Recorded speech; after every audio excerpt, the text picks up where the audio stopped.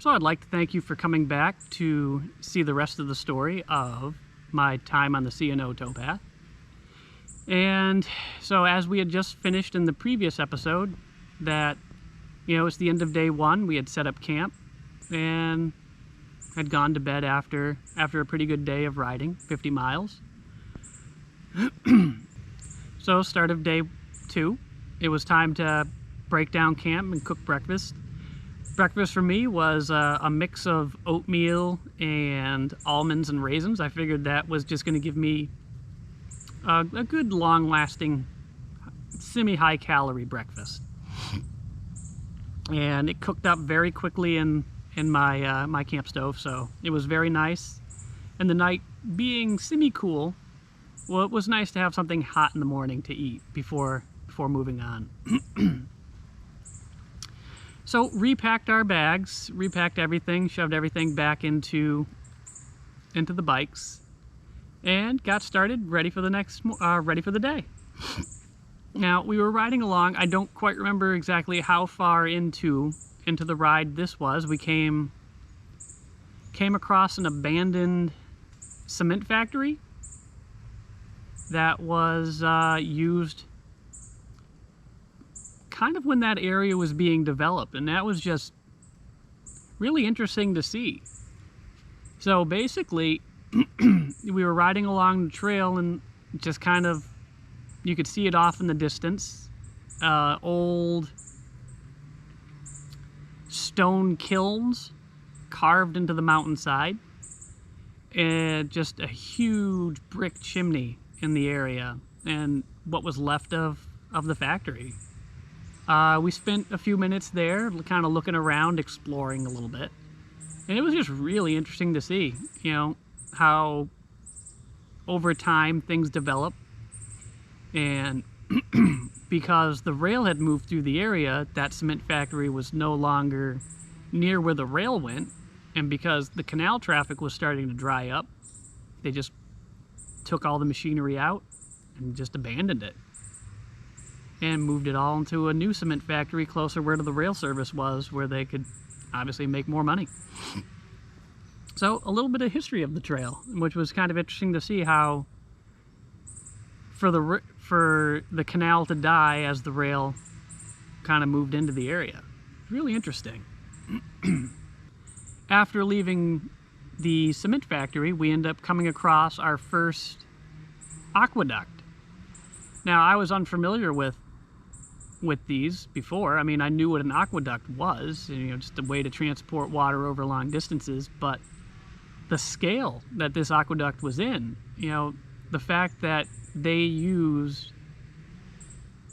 these aqueducts to move boats. Basically they had a river flowing in one direction and it interfered with the canal, so they built basically a water bridge for the boat to keep going without having to worry about the river that they were crossing. And this particular one was not in good shape, but still standing. And nope, that's a bird.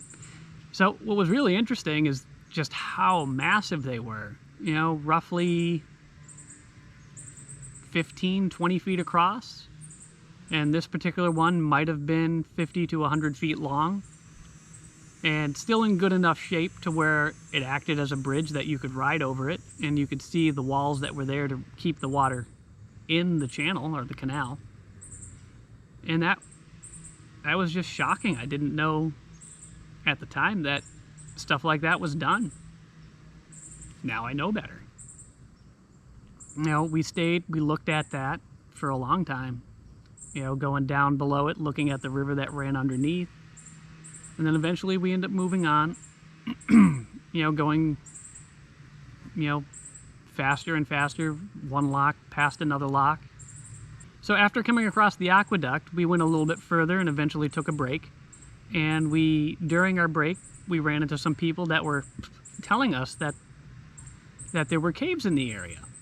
And we thought that would be neat. And they said they weren't too far down the trail, maybe about half a mile to a mile, just maybe 10-20 feet off the towpath itself.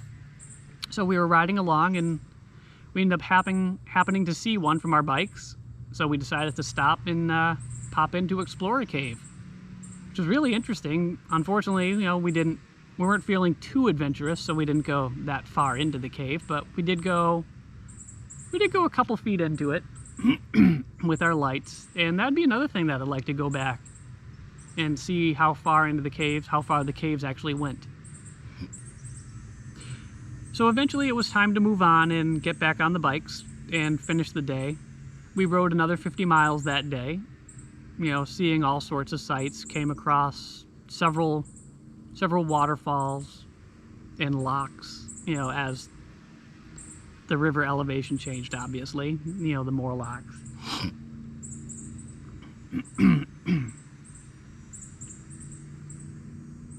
So that was going to be our first night that we were cooking dinner, and we had just the simple dehydrated mountain house foods. I think that particular night was some sort of hamburger helper of some kind. You know, not too bad. You heat them up, burn your tongue out because you always try to eat far too soon before it's cold enough or cooled down enough. Then you can't end up tasting anything the rest of the ride. So that night, like all the other nights, you know, set up camp, ate dinner. That particular night, I thought it would be neat to try to start a fire in one of the fire rings, but unfortunately, you know, there had been some rain earlier that day and most of the wood was wet, so we didn't really couldn't get a fire going. Eventually gave up, kind of went to bed and rested up for the next day. Wow.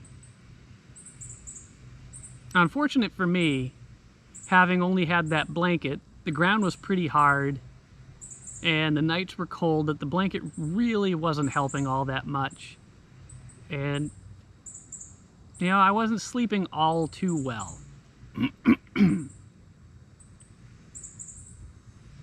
But next morning, ready for the day, packed up our stuff. Next we were into day 3. Packed up our camp, got ready, moved out, and on this particular day we came across Harper's Ferry, which historic, you know, and from the Civil War perspective, and just all the history that happened there. Unfortunately, I wasn't comfortable leaving our bikes on the river and crossing the bridge into the town itself, so we never really got to go. But, you know, maybe another time I'll be more trusting, I guess, of the people on the trail, because the whole time we were there and never had any issues with anybody, and my experiences that I've had since then, it's just that most bikers and hikers just kind of leave you alone. You know, I haven't felt the need to really lock up my bike or hide any of my stuff. So in the future, maybe I'll get a chance to see it. Now, just after Harper's Ferry, it was, we were moving into some rainy weather, and I forget particularly how long ago somebody had recommended eating at a place called Beans in the Belfry, but they told us it was coming up. They told us what town, and as we were moving through, we saw the signs for that particular town and decided to hop off the trail and go enjoy a nice lunch. It was a converted church, converted, you know, obviously from a church into a restaurant, but it catered towards hikers and bikers. It just maybe a mile off the trail, plenty of bike parking, a bike wash station, which was really nice to have, because at that particular point, having ridden for so long through the previous days of mud and rain, our bikes weren't looking so great. Neither were we. So a garden hose to clean off our bikes and clean off ourselves was very welcome. And we went inside, and I remember I had some sort of cranberry sauce and turkey sandwich. It was really good. Really good sandwich. I'd recommend that if you're ever going on that trail that you stop at Beans in the Belfry. Unfortunately, I'll have to look up the address and probably put that in the description of this video, because I do not remember the name of the town that it was in, but really good. Good food, great prices. Highly recommend. After leaving the restaurant and riding for maybe another half hour to an hour, we came across a restored aqueduct, which was really amazing to see what that would have looked like, or to see what the aqueducts looked like when they were actually in service. Now, there was no water through it, but the sides had been fully restored, the base had been restored. And this one was actually much longer than the first one we had come across. I think this one was roughly 200 feet long, and maybe another, again, 25 feet wide. And it had all the names of the people who restored it, the people who originally built it, on a plaque that was there. So, start of day 4, we're roughly 30 miles outside of Washington, D.C., and kind of really excited to finish up this ride. For us being a 4-day ride, it was starting to wear us down. But, we were still, emotions were still very good. Morale was very high. Unfortunately for me, I was suffering from caffeine withdrawals because I'm a heavy soda drinker and didn't bring anything. Most places, because we didn't stop much, there wasn't really much soda to take in, so I just wasn't having that the caffeine. So as we were riding along, we came across a section of restored canal. And this is where it kind of ties into the caffeine withdrawals. So thankfully, in this restored section, which was a place where you could ride in a restored canal boat or replica canal boat from that era that would have brought cargo up and down the canal, there was a visitor center where, thankfully had vending machines, and between the two of us riding, we had just enough to get me a soda, which got me the rest of the way to Washington, D.C. Shortly after drinking that, my headaches went away. Things were much better. And what I remember about the descent, or going into D.C., was that we had gotten over the hump, I think, the previous day, and most of the canals were now going down. And I guess the terrain going into Washington, D.C. was much steeper than the previous parts of trail, so we were starting to coast most of the way, pedaling a little bit to go fast, and, just zooming past the locks and just racing towards D.C., which was really interesting, just how quickly we were going by things. But, all in all, so much amazing stuff to see, so much wildlife, so many good sights. Now, as we got into D.C., we were counting down the locks. We got, the final few. We found lock 1. My biggest regret about this ride was we could not find the 0 mile marker for this particular canal. And, big regret. But we rode the 180 miles in 4 days, fairly easy. And, found our way to our Airbnb that we had rented for that particular day. And then eventually cleaned up, showered up, and started seeing the sights around the town.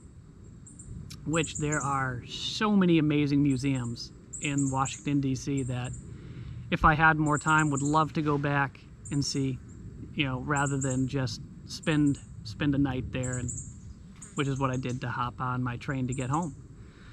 So I'd like to thank you for taking the time to listen to these stories, and I'd hope to see you back for another story sometime soon. All right, I'll see you then.